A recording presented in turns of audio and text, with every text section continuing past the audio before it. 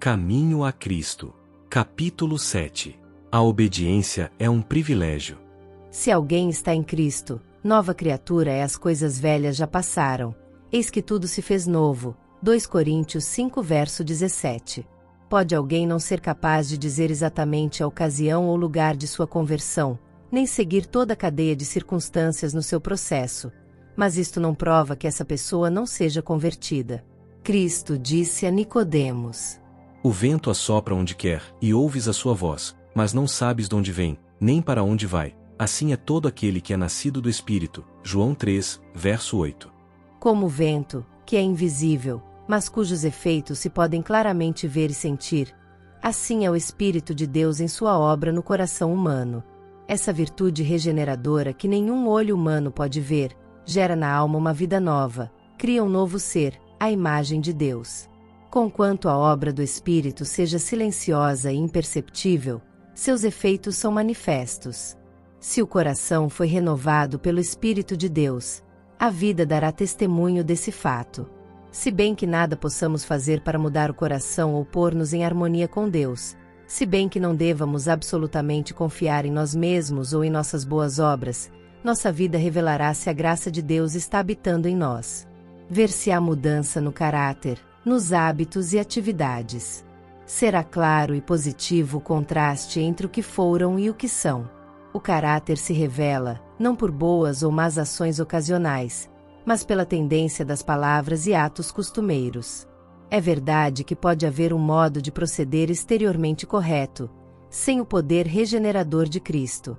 O amor da influência e o desejo da estima alheia poderão determinar uma vida bem ordenada. O respeito próprio poderá levar-nos a evitar a aparência do mal. Um coração egoísta poderá praticar ações generosas. Por que meios, pois, poderemos determinar de que lado nos achamos? Quem possui nosso coração? Com quem estão nossos pensamentos? Sobre quem gostamos de conversar? Quem é o objeto de nossas mais calorosas afeições e nossas melhores energias? Se somos de Cristo, nossos pensamentos com Ele estarão, e nele se concentrarão as nossas mais doces meditações.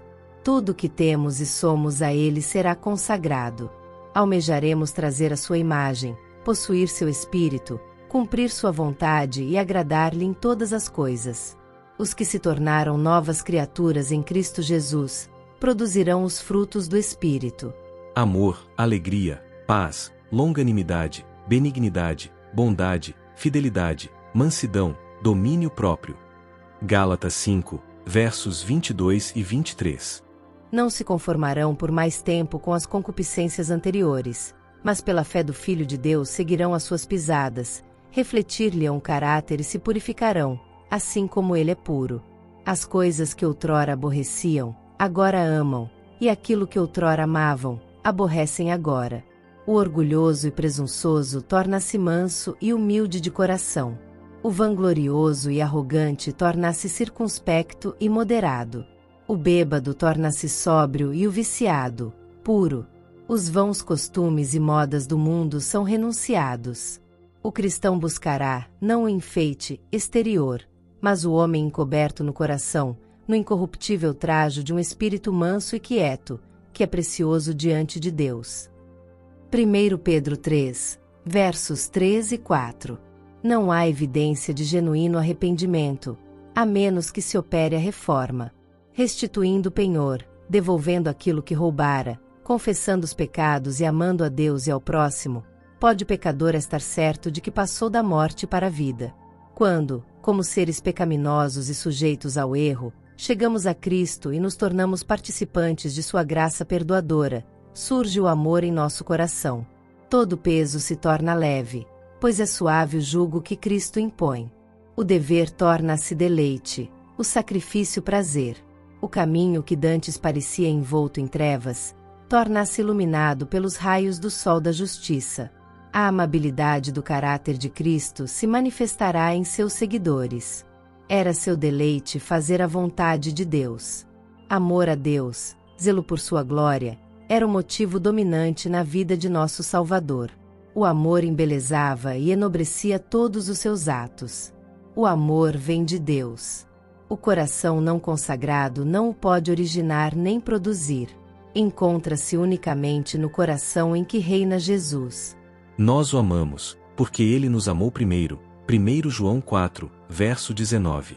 No coração renovado pela graça divina, o amor é o princípio da ação.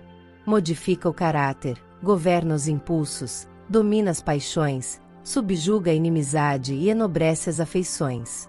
Este amor, abrigado na alma, ameniza a vida e espalha ao redor uma influência enobrecedora.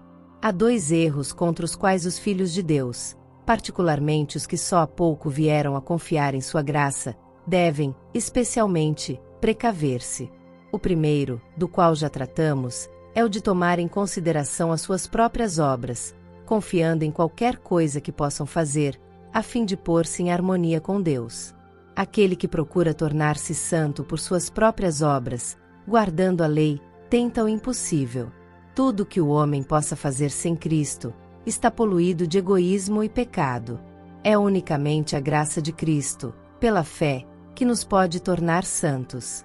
O erro oposto e não menos perigoso é o de que a crença em Cristo isente o homem da observância da lei de Deus, que, visto como só pela fé é que nos tornamos participantes da graça de Cristo, nossas obras nada têm que ver com nossa redenção.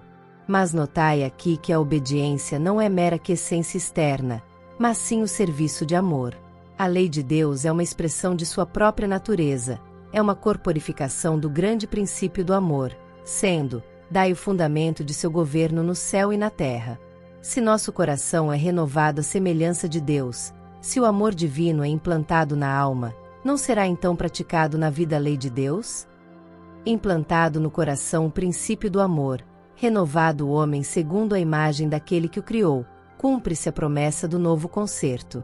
Porei as minhas leis em seu coração e as escreverei em seus entendimentos. Hebreus 10, verso 16. E se a lei está escrita no coração, não moldará ela a vida? A obediência, nosso serviço e aliança de amor, é o verdadeiro sinal de discipulado. Assim diz a Escritura.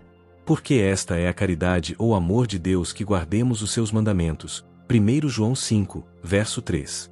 Aquele que diz: eu conheço e não guarda os seus mandamentos é mentiroso, e nele não está a verdade. 1 João 2, verso 4. É a fé, e ela só, que, em vez de dispensar-nos da obediência, nos torna participantes da graça de Cristo, a qual nos habilita a prestar obediência. Não ganhamos a salvação por nossa obediência, pois a salvação é dom gratuito de Deus, e que obtemos pela fé. Mas a obediência é fruto da fé. Bem sabeis que ele se manifestou para tirar os nossos pecados, e nele não há pecado. Qualquer que permanece nele não peça. Qualquer que peça não o viu nem o conheceu. 1 João 3, versos 5 e 6. Aí é que está a verdadeira prova. Se habitamos em Cristo, se o amor de Deus habita em nós, nossos sentimentos, nossos pensamentos, nossas ações estão em harmonia com a vontade de Deus tal como se expressa nos preceitos de sua santa lei. Filhinhos, ninguém vos engane. Quem pratica justiça é justo, assim como ele é justo. 1 João 3, verso 7. A justiça está definida no padrão da santa lei de Deus, expressa nos 10 preceitos dados no Sinai. A chamada fé em Cristo que professa desobrigar os homens da obediência a Deus, não é fé, mas presunção. Pela graça sois salvos, por meio da fé. Efésios 2, verso 8. Mas a fé, se não tiver as obras, é morta em si mesma. Tiago 2, verso 17. Jesus disse de si mesmo, antes de descer à terra: deleito-me em fazer a tua vontade, ó Deus meu, sim, a tua lei está dentro do meu coração. Salmos 40, verso 8. E justamente antes de ascender para o céu, declarou: tenho guardado os mandamentos de meu Pai e permaneço no seu amor. João 15, verso 10. Diz a Escritura: nisto sabemos que o conhecemos, se guardarmos os seus mandamentos. Aquele que diz que está nele também deve andar como ele andou. 1 João 2, versos 3 e 6. Pois também Cristo padeceu por nós, deixando-nos o exemplo, para que sigais as suas pisadas. 1 Pedro 2, verso 21. A condição de vida eterna é hoje justamente a mesma que sempre foi, exatamente a mesma que foi no paraíso, antes da queda de nossos primeiros pais. Perfeita obediência à lei de Deus, perfeita justiça. Se a vida eterna fosse concedida sob qualquer condição inferior a essa, correria perigo a felicidade do universo todo. Estaria aberto o caminho para que o pecado, com todo o seu cortejo de infortúnios e misérias, se imortalizasse. Era possível a Adão, antes da queda, formar um caráter justo pela obediência à lei de Deus. Mas deixou de fazer e, devido ao seu pecado, nossa natureza se acha decaída, e não podemos tornar-nos justos. Visto como somos pecaminosos, profanos, não podemos obedecer perfeitamente a uma lei santa. Não possuímos justiça em nós mesmos com a qual pudéssemos satisfazer as exigências da lei de Deus. Mas Cristo nos proveu um meio de escape. Viveu na terra em meio de provas e tentações como as que nos sobrevêm a nós. Viveu uma vida sem pecado. Morreu por nós, e agora se oferece para nos tirar os pecados e dar-nos sua justiça. Se vos entregardes a Ele e o aceitardes como vosso Salvador, sereis então, por pecaminosa que tenha sido vossa vida, considerados justos por sua causa. O caráter de Cristo substituirá o vosso caráter, e sereis aceitos diante de Deus exatamente como se não houvesseis pecado. E ainda mais, Cristo mudará o coração. Nele habitará, pela fé. Pela fé e contínua submissão de vossa vontade a Cristo, deveis manter essa ligação com Ele, e enquanto isso fizerdes, Ele operará em vós o querer e o efetuar, segundo a sua vontade. Podereis então dizer: a vida que agora vivo na carne vivo-a na fé do Filho de Deus, o qual me amou e se entregou a si mesmo por mim. Gálatas 2, verso 20. Disse Jesus a seus discípulos: Não sois vós quem falará, mas o Espírito de vosso Pai é que fala em vós. Mateus 10, verso 20. Assim, atuando Cristo em vós, manifestareis o mesmo Espírito e praticareis as mesmas obras. Obras de justiça e obediência. Nada temos, pois, em nós mesmos, de que nos possamos orgulhar. Não temos nenhum motivo para exaltação própria. Nosso único motivo de esperança está na justiça de Cristo a nós imputada, e naquela operada pelo seu Espírito em nós e através de nós. Quando falamos em fé, devemos ter presente uma distinção. Existe uma espécie de crença que é inteiramente diversa da fé. A existência e poder de Deus, a veracidade de sua palavra, são fatos que mesmo Satanás e seus exércitos não podem sinceramente negar. Diz a Bíblia que também os demônios o creem e estremecem. Tiago 2, verso 19. Mas isto não é fé. Onde existe não só a crença na palavra de Deus, mas também uma submissão à sua vontade, onde o coração se lhe acha rendido e as afeições nele concentradas, aí existe fé. A fé que opera por amor e purifica a alma. Por esta fé o coração é renovado à imagem de Deus. E o coração que em seu estado irregenerado não era sujeito à lei de Deus, agora se deleita em seus santos preceitos, exclamando com o salmista: Ó, quanto amo a tua lei! É a minha meditação em todo o dia. Salmos 119, verso 97. E cumpre-se a justiça da lei em nós, os que não andamos segundo a carne, mas segundo o Espírito. Romanos 8, verso 1. Aos que já experimentaram o amor perdoador de Cristo, e que desejam realmente ser filhos de Deus, contudo reconhecem que seu caráter é imperfeito, sua vida faltosa, e chegam a ponto de duvidar se seu coração foi renovado pelo Espírito Santo. A esses eu desejaria dizer: não recueis, em desespero. Muitas vezes, teremos de prostrar-nos e chorar aos pés de Jesus, por causa de nossas faltas e erros, mas não nos devemos desanimar. Mesmo quando somos vencidos pelo inimigo, não somos repelidos, nem abandonados ou rejeitados por Deus. Não, Cristo está à destra de Deus, fazendo intercessão por nós. Diz o amado João: Estas coisas vos escrevo para que não pequeis, e, se alguém pecar, temos um advogado para com o Pai, Jesus Cristo, o justo. 1 João 2, verso 1. E não esqueçais as palavras de Cristo. O mesmo Pai vos ama. João 16, verso 27.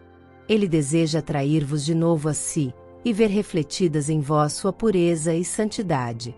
E se tão somente vos renderdes a Ele, aquele que em vós começou a boa obra há de continuá-la até o dia de Jesus Cristo. Orai com mais fervor, crede mais plenamente. À medida que formos desconfiando de nosso próprio poder, confiemos mais no poder de nosso Redentor, e haveremos de louvá-lo, a Ele que é a saúde da nossa face. Quanto mais perto vos chegardes de Jesus, tanto mais cheio de faltas parecereis aos vossos olhos, porque vossa visão será mais clara e vossas imperfeições se verão em amplo e vivo contraste com sua natureza perfeita. Isto é prova de que os enganos de Satanás perderam seu poder, que a influência vivificante do Espírito de Deus está a despertar-vos. Não pode habitar um amor profundo e arraigado no coração daquele que não reconhece sua pecaminosidade. A alma transformada pela graça de Cristo admirará o seu caráter divino. Se, porém, não reconhecemos nossa própria deformidade moral, é isto uma prova inequívoca de que não obtivemos uma visão da beleza e excelência de Cristo. Quanto menos virmos em nós mesmos digno de estima, tanto mais havemos de ver digno de estima na infinita pureza e amabilidade de nosso Salvador. A vista de nossa pecaminosidade impele-nos para Ele, que é capaz de perdoar, e quando a alma, reconhecendo seu desamparo, anseia por Cristo, Ele se revelará em poder. Quanto mais a sensação de nossa necessidade nos impelir para Ele e para a Palavra de Deus, tanto mais exaltada visão teremos de seu caráter, e tanto mais plenamente refletiremos a sua imagem.